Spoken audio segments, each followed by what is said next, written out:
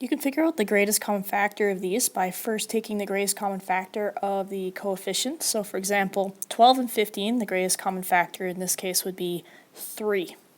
And then what you would do is multiply it by the common variable to the lowest common exponent. So in this case, for example, for a, we've got a and we've got a squared. Well, we know there's at least one a in each one of these, so that would be part of your greatest common factor.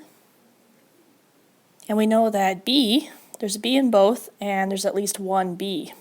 Alright, so in that case, your greatest common factor will be 3ab.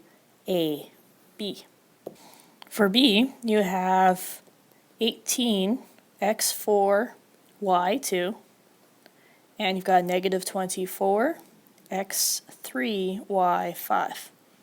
Okay, so the greatest common factor between 18 and negative 24 will be a 6. From there, let's take a look at x. Well, we know there's x to the 4 and x to the 3. There's at least an x to the 3. So it'll be 6x to the power of 3. And then with y, we have y2 and we've got y5. Well, at least there's going to be 2 y's. So your greatest common factor here would be 6x to the power of 3, y to the power of 2.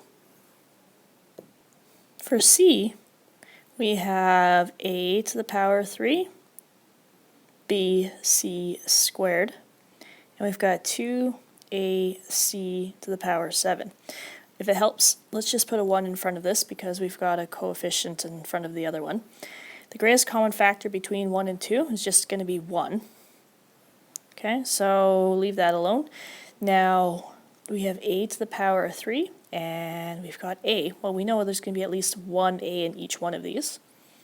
Taking a look at b, there's no b on this one, if you notice, so that's not going to be part of your greatest common factor.